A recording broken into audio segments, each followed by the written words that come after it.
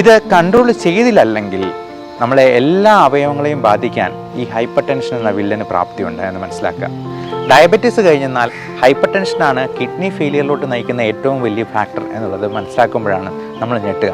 ഏതെങ്കിലും ഒരു ലാബിലോ ഏതെങ്കിലും ഒരു ആളുടെ അടുത്തോ പോയി BP മെഷർ ചെയ്യുന്നത് ശരിയാകണം എന്നില്ല.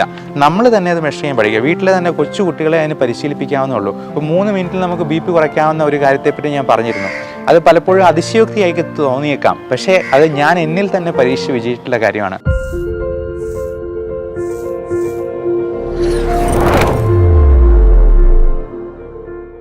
BPയേക്കാൾ ആളുകൾക്ക് പേടി BPയുടെ മരുന്നുകളെയാണ് എന്ന് ചിലപ്പോൾ എനിക്ക് തോന്നാറുണ്ട്.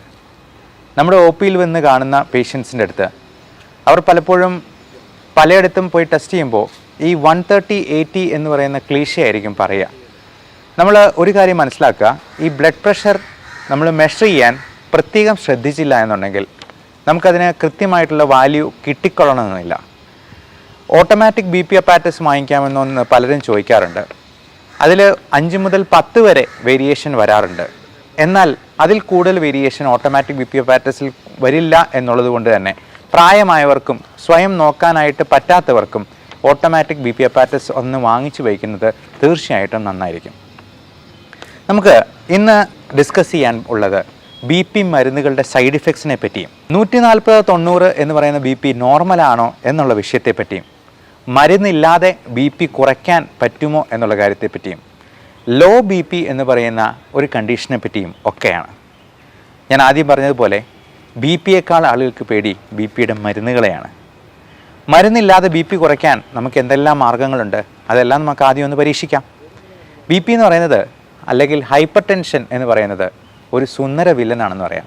അവൻ ഒരു കുഴപ്പവും ലക്ഷണങ്ങളും ഒന്നും കാണിക്കാതെ സൈഡിൽ ഇങ്ങ് നിൽക്കും.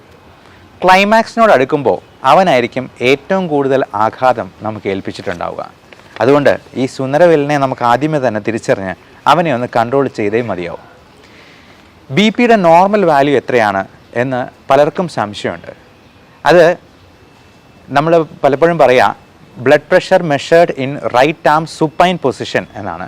അതായത് കിടക്കുമ്പോൾ ഒരു ബ്ലഡ് പ്രഷറുണ്ട്, ഇരിക്കുമ്പോൾ വേറൊന്നുണ്ട്, നിൽക്കുമ്പോൾ വേറൊന്നുണ്ട്. ഏറ്റവും നല്ലത് വലത് കൈയിൽ നമ്മൾ കഫ് കെട്ടി കിടന്നിട്ട് നോക്കുന്ന ബ്ലഡ് പ്രഷർ തന്നെയാണ്. അത് 120/80 തന്നെയാണ് എൻ്റെ നോർമൽ വാല്യൂ. അതായത് ഹൃദയം സ്പന്ദിക്കുമ്പോൾ അല്ലെങ്കിൽ കൺട്രാക്ട് ചെയ്യുമ്പോഴുള്ള 120 millimeters ഓഫ് മെർക്കുറി, റിലാക്സ് ചെയ്യുമ്പോഴുള്ള 80 millimeters ഓഫ് മെർക്കുറി. അത് 130/80യിലും കൂടുതലാണെങ്കിൽ അത് അല്പം ബോർഡർ ലൈനിലാണെന്ന് പറയാം. 140/90യിലും കൂടുതലാണെന്നുണ്ടെങ്കിൽ അത് 1-2 ആഴ്ച വിട്ട് 2-3 പ്രാവശ്യം നോക്കി അപ്പോഴെല്ലാം ഇതിൽ കൂടുതലാണെന്നുണ്ടെങ്കിൽ നിങ്ങൾക്ക് ഹൈപ്പർ ടെൻഷൻ ഉണ്ട്.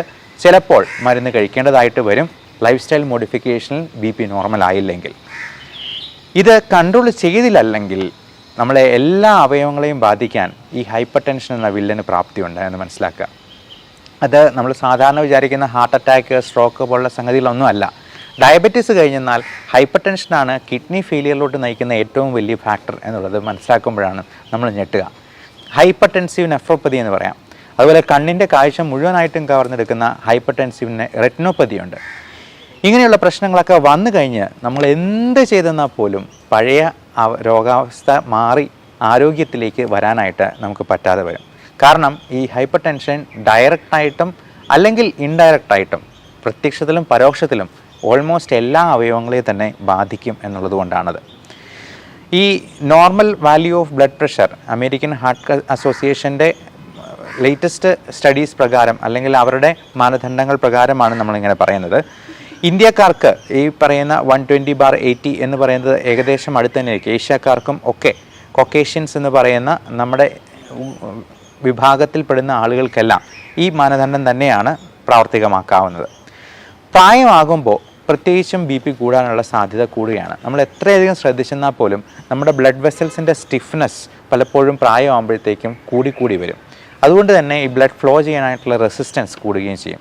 നമ്മൾ ബ്ലഡ് പ്രഷർ മെഷർ ചെയ്യുന്നത് തന്നെ നമ്മളിപ്പോൾ ഒരു ഓസിലൂടെ വെള്ളം പോകുമ്പോഴത്തേക്കും നമ്മളതിനെ ഒന്ന് ചുരുക്കി പിടിച്ച് കഴിഞ്ഞിട്ടുണ്ടെങ്കിൽ അതൊരു ഘട്ടത്തിൽ ഇച്ചിരി ഫുള്ളായിട്ട് സ്റ്റോപ്പ് ചെയ്യും. നമ്മൾ പതുക്കെ അങ്ങ് അയച്ചു കൊടുക്കുകയാണെങ്കിൽ ഒരു പ്രഷറിൽ അത് ശബ്ദമുണ്ടാക്കിക്കൊണ്ട് പോകും. ഇതുപോലെ തന്നെയാണ് നമ്മൾ ബ്ലഡ് പ്രഷർ മെഷർ ചെയ്യുന്നത്. നമ്മൾ ബ്ലഡ് വെസലിനെ ഫുള്ളായിട്ട് അങ്ങ് ഒക്ലൂഡ് ചെയ്യും, ആദ്യം കഫ് വീർപ്പിച്ച്. അത് കഴിഞ്ഞിട്ട് പതുക്കെ അയച്ചു കൊടുക്കുമ്പോൾ ഒരു പ്രത്യേക പ്രഷറിൽ ഇത് ശബ്ദം ഉണ്ടാക്കിക്കൊണ്ട് ബ്ലഡ് പോകുമ്പോഴത്തേക്കും നമുക്ക് ആ ശബ്ദം സ്റ്റെത്തിൽ കേൾക്കാൻ പറ്റും. അതിനെ നമ്മൾ സിസ്റ്റോളിക് എന്നും. ഇത് മുഴുവനായിട്ട് അങ്ങ് അയച്ചു കൊടുക്കുമ്പോഴേക്കും ഇതിലൂടെയുള്ള ബ്ലഡ് ഫ്ലോ അല്ലെങ്കിൽ ഫ്ലൂയിഡിൻ്റെ ഫ്ലോ ഒട്ടും ടർബുലൻസ് ഇല്ലാതെ സ്മൂത്തായിട്ട് പോവുകയും ആ ഘട്ടത്തിൽ ഈ ശബ്ദം ഇല്ലാണ്ടാവുകയും ചെയ്യും. അതിനെ നമ്മൾ ഡയസ്റ്റോളിക് എന്നും കണക്കാക്കും.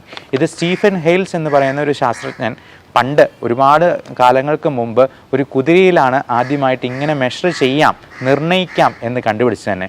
വളരെ വിപ്ലവകരമായിട്ടുള്ളൊരു കണ്ടുപിടുത്തമായിരുന്നു. അപ്പോൾ അതിൻ്റെ സാങ്കേതികതയും മെക്കാനിസവും നമ്മളൊന്ന് മനസ്സിലാക്കിയിരിക്കുന്നത് നമുക്കിത് മറന്നു പോകാതിരിക്കാൻ സഹായിക്കും. അപ്പോൾ നമുക്ക് ഈ BP പ്രായമാകുമ്പോൾ പലപ്പോഴും നിയന്ത്രിക്കാൻ പറ്റാത്ത രീതിയിൽ മരുന്നുകളിലേക്ക് ചിന്തിക്കേണ്ടതായിട്ട് വരാം. എന്നാൽ ചെറുപ്പക്കാർക്ക് അവർക്കൊരു ചലഞ്ചായിട്ട് ഈ BP ഒന്ന് നോർമലായിട്ട് മെയിൻറ്റെയിൻ ചെയ്യാൻ ലൈഫ് സ്റ്റൈൽ മോഡിഫിക്കേഷനിൽ തന്നെ അങ്ങ് കൊണ്ടുപോകാനായിട്ട് ഒരു ചലഞ്ച് ഏറ്റെടുക്കാവുന്നത് തന്നെയുള്ളൂ.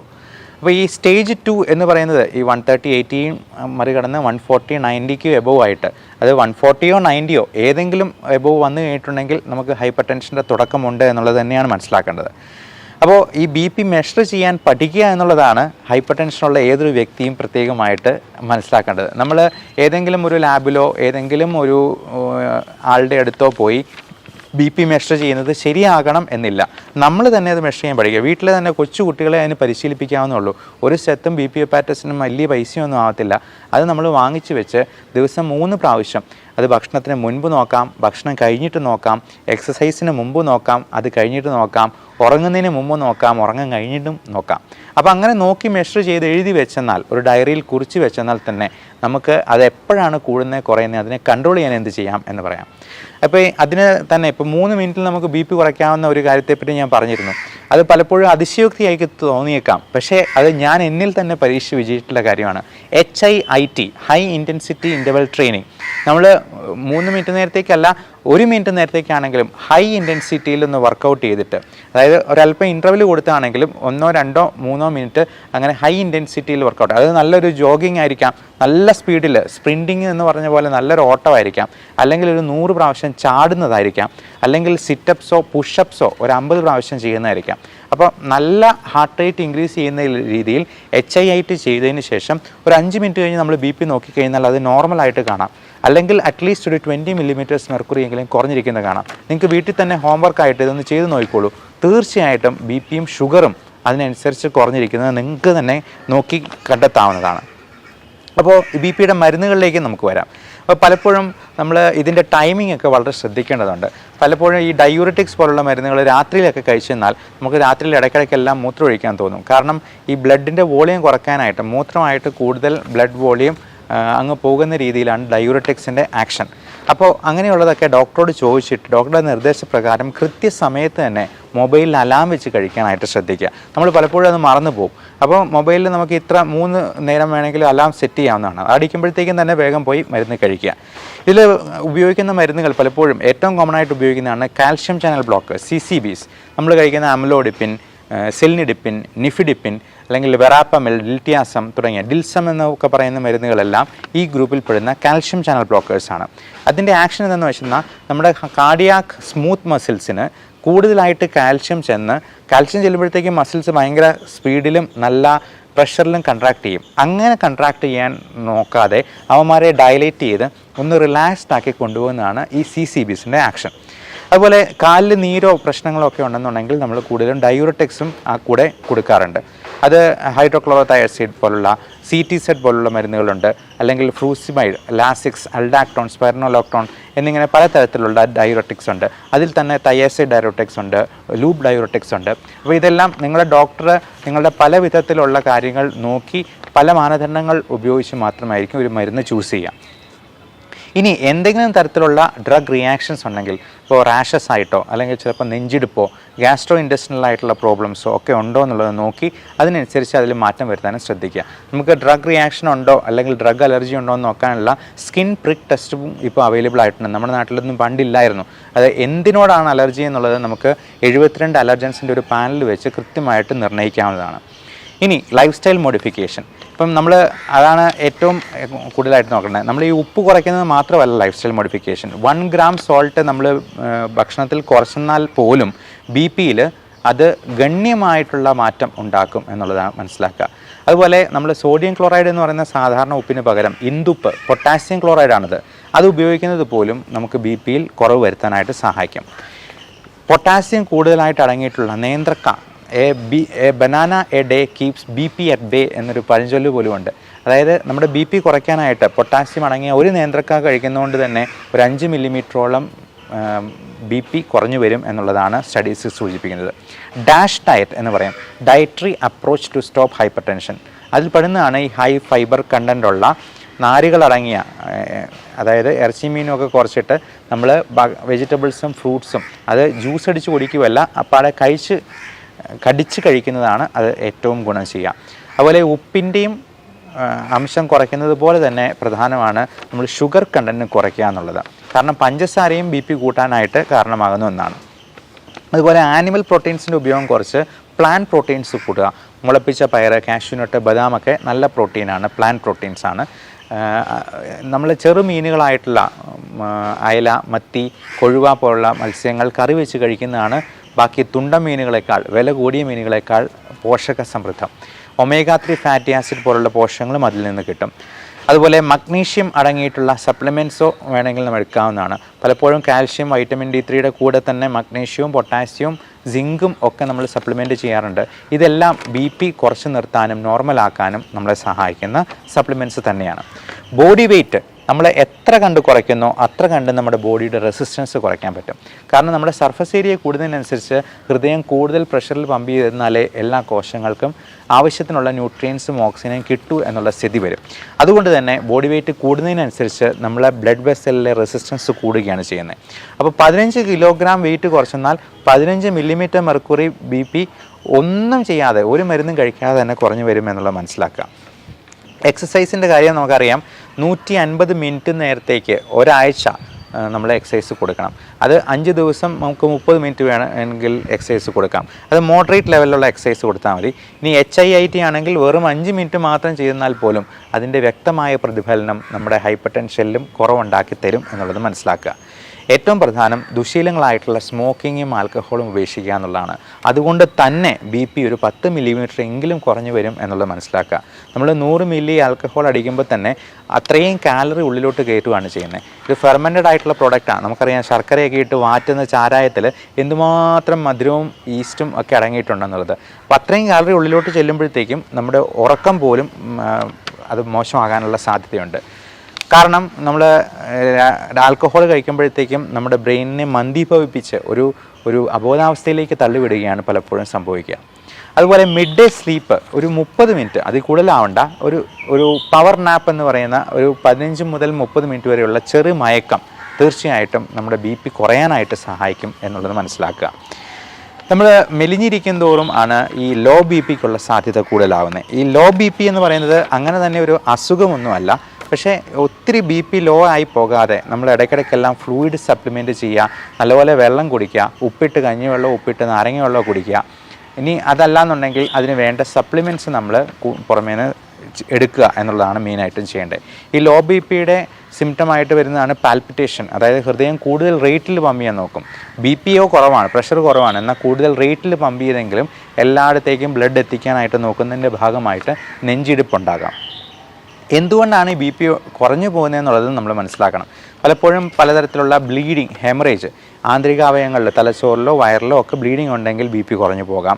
ഷോക്ക്, ഇൻഫെക്ഷൻസ്, ഇപ്പം നമ്മൾ പല സർജറിക്കിടയിലും ഈ പറഞ്ഞ പോലെ BP കുറഞ്ഞു പോകാനൊരു കാരണമാണ് ഈ ഹെമറേജ്. അതുപോലെ ഷോക്ക് എന്ന് പറയുന്നത് നമ്മൾ ഇലക്ട്രിക് കറണ്ട് അടിച്ചിട്ടുള്ള ഷോക്കല്ല, ഇൻഫെക്ഷൻസ് കൂടിക്കൊണ്ടുള്ള സെപ്റ്റിക് ഷോക്കിനെയാണ് നമ്മൾ ഉദ്ദേശിക്കുന്നത്. അതുപോലെ ഭയങ്കര സിവിയറായിട്ട് എക്സസൈസ് ചെയ്ത് എക്സോസ്റ്റഡ് ആകുമ്പോൾ എക്സോഷൻ തന്നെ നമുക്ക് BP കുറയ്ക്കാനായിട്ടുള്ള സാധ്യതയുണ്ട്. അപ്പോൾ ആ സമയങ്ങളിലെല്ലാം നമ്മൾ കൃത്യമായ ഇടവേളകളിൽ വെള്ളം കുടിക്കുക, ആവശ്യമെങ്കിൽ സോൾട്ടഡ് ആയിട്ടുള്ള ഫ്ലൂയിഡ്സ് വേണമെങ്കിൽ കുടിച്ച് BP കുറഞ്ഞു പോകാതെ നോക്കണം എന്നുള്ളത് പ്രത്യേകം. പ്രത്യേകിച്ചും മാരത്തോൺ ഓടുന്നവർ, അല്ലെങ്കിൽ ഒത്തിരി നേരം വയലത്ത് വെയിലേറ്റ് ജോലി ചെയ്യുന്നവർ, കൃഷിപ്പണിക്കാർ ഒക്കെ ഈ കാര്യം പ്രത്യേകം ഓർക്കേണ്ടതാണ്. മെലിഞ്ഞിരിക്കും തോറും നമ്മുടെ BP കുറഞ്ഞു പോകാൻ സാധ്യതയുണ്ട് എന്നുള്ളത് നമ്മൾ നേരത്തെ തന്നെ പറഞ്ഞു കഴിഞ്ഞതാണ്. അപ്പോൾ ഇതിൻ്റെ എല്ലാം കാരണം അറിഞ്ഞ് ട്രീറ്റ് ചെയ്യുക എന്നുള്ളതാണ്. ഇപ്പോൾ ലോ ബി പി ആണെങ്കിലും ഹൈ ബി പി ആണെങ്കിലും അതിൻ്റെ കാരണം എന്തുണ്ടെന്നുള്ളത് നോക്കി അതിൽ ലൈഫ് സ്റ്റൈൽ മോഡിഫിക്കേഷൻ വരുത്തി കൺട്രോൾ ആയില്ലെങ്കിൽ അതിന് വേണ്ട മരുന്നുകളും കൂടി എടുക്കണം. ഇപ്പോൾ കംപ്രഷൻ സ്റ്റോക്കിങ്സ് പോലുള്ള കാര്യങ്ങൾ പോലും ഈ പ്രഷർ മെയിൻറ്റെയിൻ ചെയ്യാനായിട്ട് നമ്മൾ ഉപയോഗിക്കാറുണ്ട്. പ്രത്യേകിച്ചും കാലിലേക്ക് വെരിക്കോസ് വെയിൻ ആണ് നമ്മൾ കംപ്രഷൻ സ്റ്റോക്കിങ് സാധാരണ കണ്ടിട്ടുള്ളത്. അത് വാൽവുകളുടെ പ്രവർത്തനം ശരിയാകാതെ വരുന്നതുകൊണ്ട് വീനസ് റിട്ടേൺ കുറഞ്ഞു പോകുന്നതുകൊണ്ടാണ്. അപ്പോൾ ഈ കംപ്രഷൻ സ്റ്റോക്കിങ്സ് നമ്മൾ ബ്ലഡ് വെസലിനെ ഇങ്ങനെ പ്രസ് ചെയ്ത് കഴിയുമ്പോഴത്തേക്കും ആ വീനസ് റിട്ടേൺ നോർമലാകും. വാൽവുകൾ നന്നായിട്ട് ഫങ്ഷൻ ചെയ്തില്ലെങ്കിൽ പോലും അത് കുറച്ചുകൂടി ഒന്ന് എഫക്റ്റീവായിട്ട് പമ്പ് ചെയ്യാനായിട്ട് സഹായിക്കും. ഇതേ കാര്യം തന്നെ നമ്മൾ ലോ ബി പിയിലും പ്രാവർത്തികമാക്കാറുണ്ട്. അപ്പോൾ ഇങ്ങനെ ലോ ബി പി ഉണ്ടാകാനുള്ള ഒരു സാധ്യത മറ്റ് മരുന്നുകൾ കഴിക്കുന്നവർക്കൊക്കെ ഈ പറഞ്ഞ ലോ ബി പി ഉണ്ടോ എന്നുള്ളത് നോക്കണം. നമ്മൾ ബി പിക്കുള്ള മരുന്ന് കഴിച്ചുകൊണ്ടിരിക്കുമ്പോൾ ഭക്ഷണമൊന്നും കഴിച്ചില്ല എന്നുണ്ടെങ്കിൽ നമ്മൾ ആവശ്യത്തിന് ഉള്ള പോഷണം അകത്ത് ചെന്നില്ലെന്നുണ്ടെങ്കിൽ ചിലപ്പോൾ ബി പി കുറഞ്ഞു പോകാൻ സാധ്യതയുണ്ട്. അതുകൊണ്ട് തന്നെ ഇന്ന് തന്നെ ഒരു ബി പി അപ്പാരറ്റസ് വാങ്ങിച്ച് നിങ്ങളുടെ ബി പി മെഷർ ചെയ്യാൻ സ്വയം പഠിക്കുക. ഇനി നമുക്ക് ഒരു തരത്തിലും പഠിക്കാൻ പറ്റിയില്ലെങ്കിൽ നമ്മുടെ കൊച്ചു കുട്ടികളെ വേണമെങ്കിൽ പരിശീലിപ്പിക്കാവുന്നതാണ്. അതല്ലെന്നുണ്ടെങ്കിൽ ഒരു ഓട്ടോമാറ്റിക് ബി പി അപ്പാരറ്റസ് വാങ്ങിച്ചാണെങ്കിലും നമ്മൾ ബ്ലഡ് പ്രഷർ മോണിറ്റർ ചെയ്ത് എഴുതി വയ്ക്കുക. കാരണം self monitoring of blood pressure and blood glucose അതാണ് ഈ വൈറ്റലായിട്ടുള്ള നമ്മുടെ ഇതിൻ്റെ കൺട്രോളിന് ഏറ്റവും ആവശ്യമായിട്ടുള്ള സംഗതി. രാത്രിയിലൊക്കെ മൂത്രം ഒഴിക്കാൻ വേണ്ടി എണീറ്റ് പോകുമ്പോഴത്തേക്കും നമ്മൾ എണീറ്റ് കട്ടിലയിൽ ഒരു 5 മിനിറ്റെങ്കിലും ഇരുന്ന് ഒന്ന് സ്റ്റഡി ആയതിനു ശേഷം മാത്രം എണീറ്റ് പോവുക. അല്ലെങ്കിൽ ഓർത്തോസ്റ്റാറ്റിക് ആയിട്ടുള്ള ഹൈപ്പോടെൻഷൻ, നമ്മൾ എണീറ്റ് നിൽക്കുമ്പോഴുള്ള പോസ്ട്രൽ ഹൈപ്പോടെൻഷൻ, അതിൻ്റെ ഭാഗമായിട്ടുള്ള സിങ്കോപ്പും ഒക്കെ ഈ കൂട്ടർക്ക് ഉണ്ടാകാൻ സാധ്യതയുണ്ട് എന്ന് പ്രത്യേകം ഓർമ്മിപ്പിക്കുന്നു. Thank you.